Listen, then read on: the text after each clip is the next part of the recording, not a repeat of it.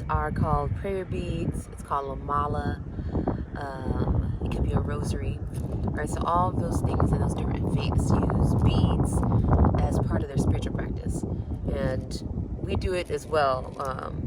We do things like affirmations. We do things like repeating our mantra to ourselves, over and over. So that's what the beads are for. The beads help you to keep track of a count. So usually it's like 108 beads on these.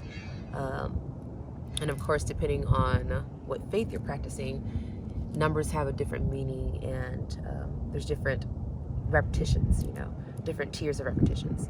So this one's wood. I actually got this one from a llama in Hawaii, and I actually just rediscovered it, so it's new. It's been used, but I've had it for like 4 years, I think.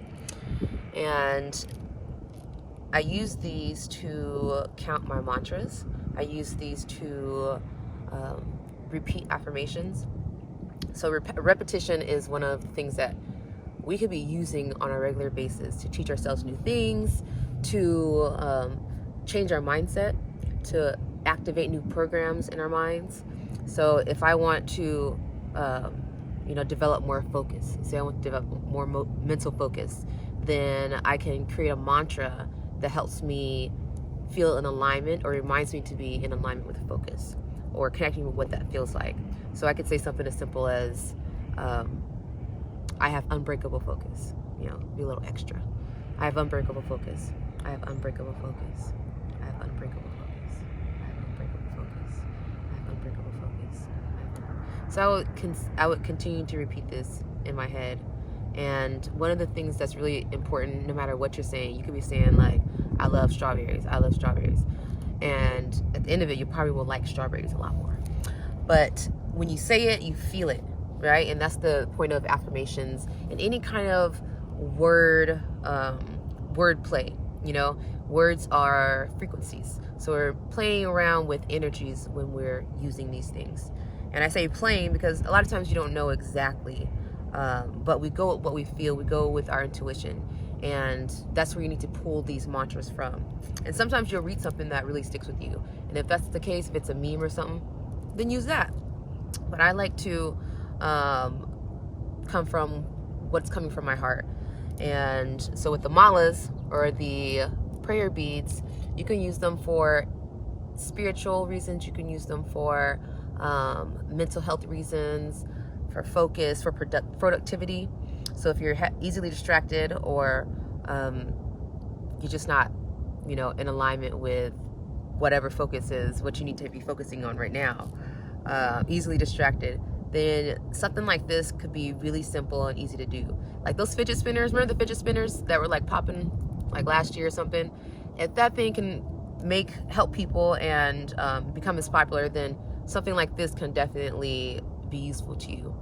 And it's more than just keeping your hand busy, like a fidget spinner. This one is actually accounting for your mantras, right? So keeping track, not just, it's like exercising with, a certain amount of reps and counts that you have, as a goal in mind. So it measures your progress, or it measures your discipline.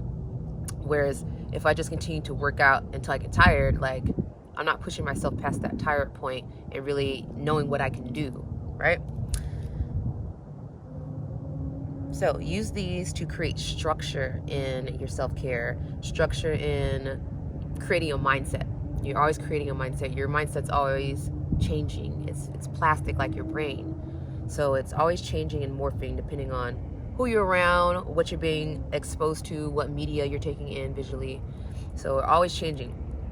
But if you want to be in control of the changes, if you want to be a master of your mind and not somebody who's easily led astray and just lured in by things that seem shiny and interesting, then we want to do things like this that strengthen. It's like doing push-ups with our brain. And when you notice that maybe you're off count, or you forgot what you were saying, then you can start all over, and you can continue to build that mental stamina and focus and awareness. And this is only 108 beads, y'all. That's really not that much. I think we can do this in like a couple minutes, really 3 minutes maybe. So if I dedicated 10 minutes to doing a meditation and just including this for a part of it, or if I took my work break and during my work break I did, a round of this, of a particular mantra or prayer that I want to say, then it's really going to make an impact on what's going on in my entire mind and being, because now I'm bringing structure. When we have structure, chaos will fall into alignment with that structure, right? But until you don't put something, put a roadmap, put something that is has order to it, then it's easy for the chaos to continue to go until maybe it falls into place. But we're not waiting till nothing falls into place. Okay, so let's say, I'll give you one last example. If you were worried about your health, one of the mantras that I've shared before is, I am loved, I am whole, I am healthy. So I'm loved because love is a very strong energy. It heals all. The frequency of love is a very strong frequency, right? Then I'm whole, right? When we're unhealthy or things are broken, we feel like there's parts of us missing, something just not connecting. So that sense of wholeness, saying I am whole, is going to help to bring that awareness, like I am whole, and whatever disconnections there are inside of my being that are making me feel like I'm not whole, then those kinds of energies, those words are going to help build those networks back together.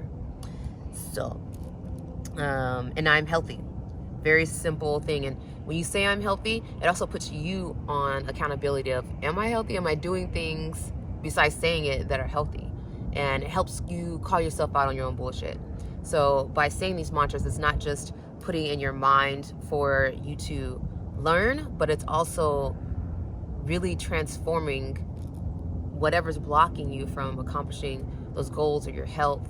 Then it's transforming that so that you can easily get into alignment with that. So we gotta bring ourselves into alignment. It don't just fall into place. And that's it. So I'm gonna do a few more of these after I get out of here. But I just want to share with you guys how to use something very simple like a mala, prayer beads, to work on your mental health, to gain more awareness, to gain more presence. Like, that's some magical stuff. Like, without presence, you wouldn't hear none of this. Like, it would all pass by. Life would just flash by without presence. And if we're in those times where we do feel like life is just running by, like you can't grab a hold of it quick enough for it to, it's just keep on running past you, that's when we do need to stop and meditate and take hold of the present moment. You can do that, but we have to do it one moment at a time, and instead of trying to catch up with the situation. Sometimes I be talking to myself. But I'm gonna go now. Leave with love.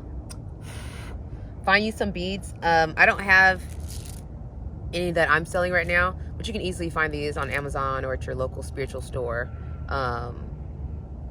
So yeah. And you can get them in different beads too. Like if you want to get some metaphysical crystal energy in there, then you can also use particular beads. But don't forget to charge them and clean them. Okay? Don't be trifling with your crystals.